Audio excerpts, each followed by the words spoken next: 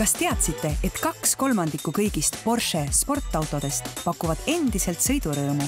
Škodade müüjana tuntud Auto 100 küll teab, sest just nendel on privileeg neid legendaarseid autosid ka hooldada.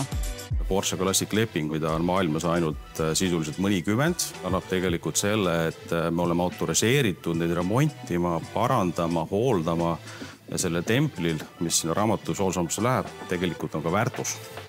Ja läbi selle me hoiame ka selle Porsche väärtust edaspidi oma klientide jaoks ja meie missioon ongi tegelikult kanda seda sõnumit edasi oma klientidele, et Porsche omamine ei ole lihtsalt mobiilsus punktist A punkti B, vaid midagi selgelt enamat.